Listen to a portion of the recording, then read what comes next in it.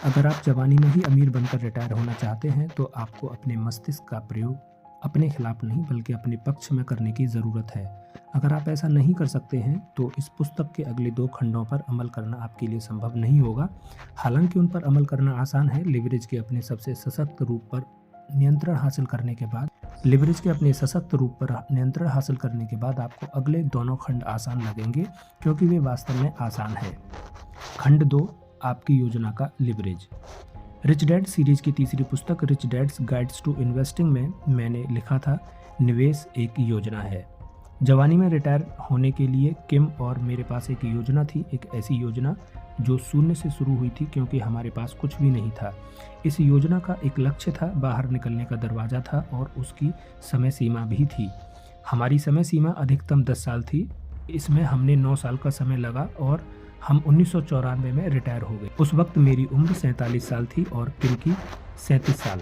हालांकि हमने शून्य से शुरुआत की थी, लेकिन योजना की समाप्ति तक हमारे पास $85,000 से $1,20,000 की सालाना आमदनी हो चुकी थी, जो बाजार के उतार चढ़ाव पर निर्भर करती थी। इस आमदनी के लिए हमें काम करने की ज़रूरत नहीं थी क्योंकि यह तो सिर्फ हमारे निवेशों से हो रही थी।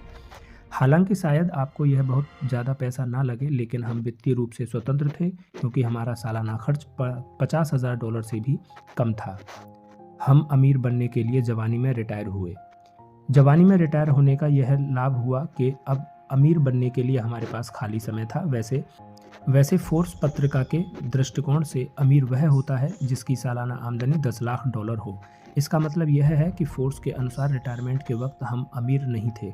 बहरहाल जवानी में रिटायर होने का एक कारण यह भी था कि हमारे पास अमीर बनने के लिए समय रहे। हमारी योजना यह थी कि रिटायर होने के बाद हम अपना समय निवेश करने और बिजनेस बनाने में लगाएंगे। आज हमारे पास बहुत सी रियल एस्टेट हैं। इसके साथ ही एक पब्लिशिंग कंपनी, एक माइनिंग कंपनी, एक टेक्नोलॉजी कंपनी और एक ऑयल कंपनी भी है। इसके अलावा शेयर बाजार में निवेश भी है। जैसा अमीर डैडी अक्सर कहते थे, नौकरी के साथ समस्या यह है कि यह अमीर बनने की राह में बाधा बन जाती है। दूसरे शब्दों में, हम जवानी में रिटायर इसलिए हुए ताकि हमारे पास अमीर बनने का समय रहे। आज अपने निवेशों और व्यवसायों से हमें हर साल लाखों डॉलर की आमदनी होती है और यह लगातार बढ़ती जा रही है। शेयर बाजार के क्रैश होने के बावजूद हर चीज़ योजना के अनुसार ही हो रही है। रिच डैड सीरीज़ की तीसरी पुस्तक rich dad's guides to investing में मैंने लिखा था कि ज़्यादातर लोगों के पास दरअसल गरीब बनने की योजना होती है। इसलिए तो इतने सारे लोग कहते हैं कि जब मैं अमीर हो जाऊंगा तो मेरी आमदनी कम हो जाएगी। दूसरे शब्दों में भी ये कह रहे हैं, मेरी योजना यह है कि मैं ज़िंदगी भर कड़ी मेहनत करूंगा और फिर रिटायरमेंट के बाद पहले से ज़्यादा गरीब हो जाऊंगा। यह औद्योगिक युग में तो ठीक ठाक योजना हो सकती थी, लेकिन सूचना युग में यह बड़ी ख़राब ही योजना है। लाखों लोग रिटायरमेंट के बाद अपनी आजीविका के लिए अपनी रिटायरमेंट योजना पर आस लगाए बैठे, जैसे 401 के IRA, ऑस्ट्रेलिया के super annual plans RSP plans, Canada के RRSP प्लान्स आदि। उनकी योजनाओं को मैं सूचना युग की रिटायरमेंट योजनाएं कहता हूं, क्योंकि सूचना युग में कर्मचारी ही अब अपने रिटायरमेंट के बाद के जीवन के लिए जिम्मेदार है। क्योंकि औद्योगिक युग में जब आपके काम के दिन पूरे हो जाते थे तो कंपनी या सरकार आपकी वित्तीय ज़रूरतों को ध्यान रखती थी। औद्योगिक युग की इन रिटायरमेंट योजनाओं में एक दुखद दोष है। वह दोष यह है कि इनमें से ज़्यादातर योजनाएं शेयर बाजार से जुड़ी हैं और जैसा आपने ध्यान दिया होगा, शेयर बाजार कभी ऊपर चढ़ जाता है तो कभी नीचे गिर जाता है। मुझे यह देखकर सदमा लगता है कि कड़ी मेहनत करने वाले लाखों करोड़ों लोग शेयर बाजार में अपने वित्तीय भविष्य और वित्तीय सुरक्षा को दांव पर लगा रहे हैं। इन कर्मचारियों का क्या होगा अगर 85 साल की उम्र में पहुंचने के बाद उनकी रिटायरमेंट योजना का खजाना खाली हो जाए? यह किसी भी तरह हो सकता है, या तो उस योजना में पैसा खत्म हो जाए, या फिर चोरी हो जाए, या फिर शेयर बाजार क्रैश हो जाए। क्या उस समय आप इन 85 साल के लोगों से यह कहेंगे कि नौकरी की तलाश करो और रिटायरमेंट के लिए बचत शुरू करो? इसलिए मैं चिंतित हूँ, इसलिए मैं लिखता हूँ और सिखाता हूँ। मुझे यकीन है कि हमें लोगों को बेहतर शिक्षा देने की ज़रूरत है। हमें सूचना युग के लिए लोगों को बेहतर तरीके से तैयार करने की ज़रूरत है। इस युग में हम सभी को पैसे के बारे में बहुत कुछ जानने की ज़रूरत है। इस युग में हम सभी को वित्तीय रूप से ज़्यादा जिम्मेदार बनने की ज़रूरत है। यह एक ऐसा युग है जिसमें रिटायरमेंट के बाद अपनी देखभाल के लिए हमें कंपनी या सरकार पर निर्भर रहने की आवश्यकता नहीं है। बस आंकड़ों पर एक नज़र डाल लें, 2010 तक 7.5 करोड़ बेबी बूमर्स रिटायर होने लगेंगे। हम यह मान लेते हैं कि सरकारी रिटायरमेंट योजना के वादे के अनुसार वे आने वाले सालों में हर महीने सिर्फ $1000 लेने लगेंगे। इस पर उनका पूरा हक है क्योंकि इसमें उन्होंने अपना योगदान दिया है। इसके अलावा हम यह भी मान लेते हैं कि शेयर बाजार से हर महीने $1000 प्रति माह निकालने लगेंगे। अगर मेरा गणित सही है तो 7.5 करोड़ गुणा 1000 का मतलब होता है $75 बिलियन प्रति माह सरकारी रिटायरमेंट योजना से और $75 बिलियन शेयर बाजार से।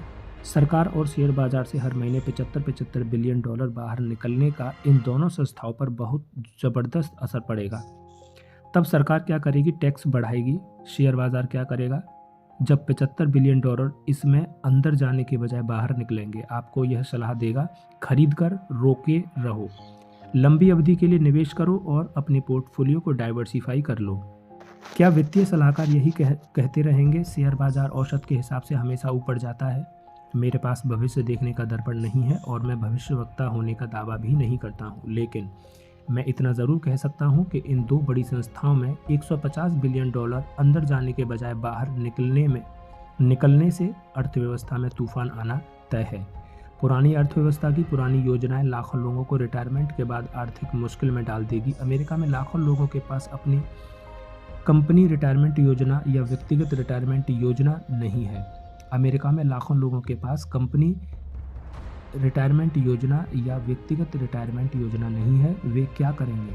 नौकरी की तलाश करेंगे, ज़िंदगी भर नौकरी करते रहेंगे, अपने बच्चे या नाती पोतों के घर जाकर रहेंगे। ज़िंदगी भर कड़ी मेहनत करने की योजना बड़ी ही ख़राब योजना है। बहरहाल इसके बावजूद लाखों लोग इसी योजना पर चल रहे हैं।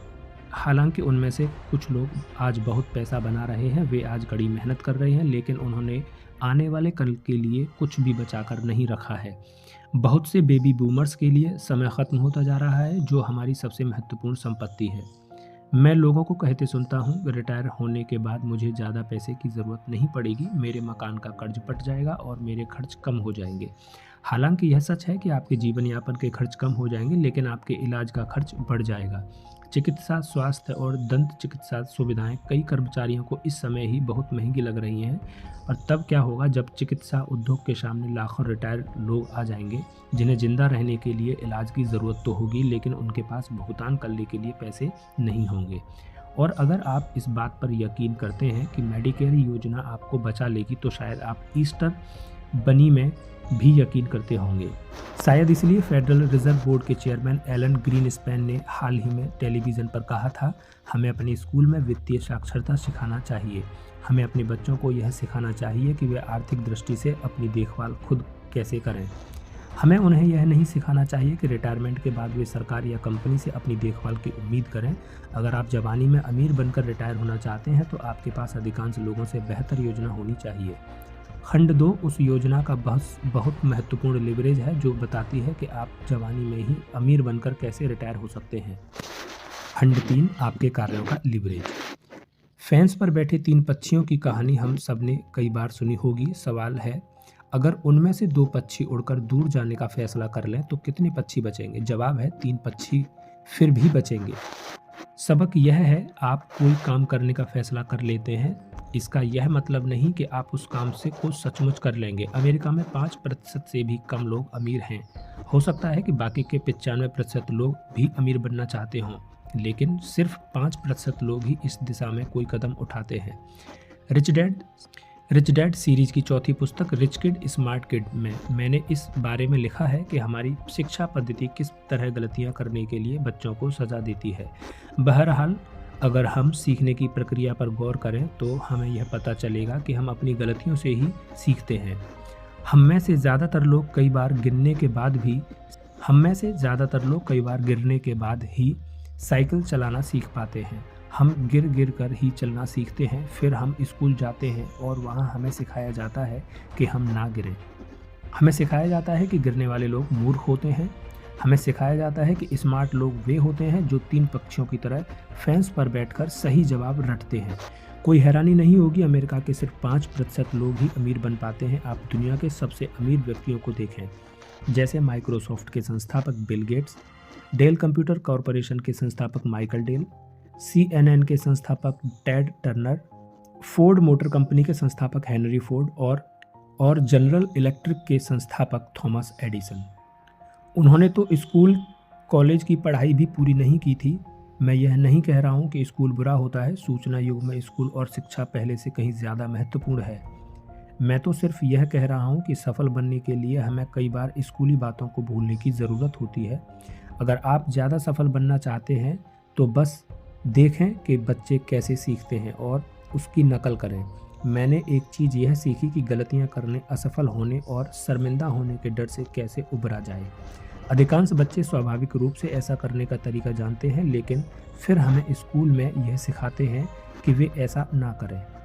अगर मैं यह नहीं सीख पाता कि गलतियां कैसे करना है, असफल कैसे होना है, अपनी शर्मिंदगी से कैसे उबरना है, तो मैं जवानी में अमीर बनकर रिटायर नहीं हो पाता। अमीर बनने के लिए 3 आसान काम जिन्हें कोई भी कर सकता है। मैं हमेशा कहता हूं कि अमीर बनने के लिए आपको जो काम करने हैं वे सामान्य और सरल हैं। लगभग हर कोई उन्हें कर सकता है। मुझे यह पुस्तक लिखकर खुशी हो रही है क्योंकि खंड 1 और खंड 2 आपको उन आसान कामों के लिए तैयार करते हैं जो आपको जवानी में ही अमीर बनकर रिटायर होने के लिए करने चाहिए।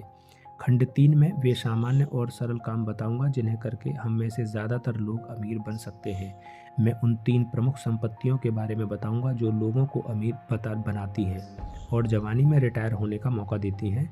ये 3 संपत्तियां हैं। Number 1 real estate, number 2 paper assets, number 3 व्यवसाय। खंड 3 में आप जानेंगे कि इन 3 अत्यंत महत्वपूर्ण संपत्तियों को हासिल करने के लिए आप क्या कर सकते हैं। किम और मैं जवानी में इसलिए रिटायर हो पाए क्योंकि हमने पैसे के लिए काम करने के बजाय संपत्तियां हासिल करने में अपना समय लगाया। अगर आप यह पुस्तक पढ़ सकते हैं तो फिर इन 3 महत्वपूर्ण संपत्तियों को हासिल करने के लिए सरल कर्म प्रधान कदम भी उठा सकते हैं। याद रहे, ये ऐसी संपत्तियां हैं जिन्हें सिर्फ 5% लोग ही हासिल कर पाते हैं। मैं गारंटी देता हूं कि आप ये कर्म प्रधान कदम उठा सकते हैं, लेकिन इससे पहले आपको इस पुस्तक के 2 खंड पढ़ने होंगे। अगर आप शुरुआती 2 खंड नहीं पढ़ते तो आप इन कर्म प्रधान कदमों को नहीं उठा पाएंगे। हालांकि उन्हें उठाना आसान है, जैसा अमीर डैडी ने मुझे बरसों पहले कहा था। अमीर बनने की शुरुआत सही मानसिकता, सही शब्दों और सही योजना से होती है। इनके होने पर कर्म प्रधान कदम उठाना आसान होता है। तो डेविड गोलियत से क्यों टकराया था, इस बारे में अमीर डैडी का जवाब था, डेविड गोलियत से इसलिए टकराया ताकि वह अपने भीतर के दिग्गज को बाहर निकाल सके। उन्होंने यह भी कहा था कि हम में से हर एक के भीतर एक डेविड और एक गोलियत होता है। कई लोग जीवन में असफल इसलिए हो जाते हैं क्योंकि गोलियत के सामने आते ही वे दूर भाग जाते हैं। गोलियत से टकराए बिना डेविड कभी दिग्गज इंसान नहीं बन पाता। अमीर डैडी ने इस कहानी के जरिए अपने बेटे और मुझे वित्तीय दिग्गज बनने के लिए प्रेरित किया। दूसरे शब्दों में, दैत्य को मारने के बजाय अमीर डैडी ने हमें दैत्य जितना विशाल बनने के लिए प्रेरित किया। यह पुस्तक वित्तीय दृष्टि से स्वतंत्र बनने के बारे में है। किम और मैं संपत्तियां हासिल करके या बनाकर वह स्वतंत्रता हासिल कर चुके हैं। ऐसी संपत्तियां जो कड़ी मेहनत करती हैं ताकि हमें मेहनत ना करनी पड़े। वित्तीय स्वतंत्रता पाने के बाद हम बिजनेस, पेपर एसेट्स और रियल एस्टेट की इन 3 संपत्तियों के पोर्टफोलियो को भीमकाय पोर्टफोलियो में बदलने लगे। इन संपत्तियों को बनाने के लिए ज़्यादा से ज़्यादा लिवरेज का प्रयोग करके हम जवानी में रिटायर हो गए और आज भी ज़्यादा अमीर बनते जा रहे हैं। आज ये संपत्तियां लगातार ज़्यादा आमदनी देती हैं, जबकि हमें कम से कम काम करना पड़ता है। अगर आप भी अपने लिए ऐसा ही चाहते हैं तो यह पुस्तक आपके लिए है। यह पुस्तक वित्तीय स्वतंत्रता की खोज में आपकी मदद करने के लिए लिखी गई है। आजीविका चलाने की नीरस मेहनत से स्वतंत्रता। अंत में डेविड लिवरेज का प्रयोग करके दैत्य जितना शक्तिशाली बना। आप भी ऐसा कर सकते हैं। इस पुस्तक का उद्देश्य आपके भीतर के आपके दिग्गज स्वरूप को सामने लाना है।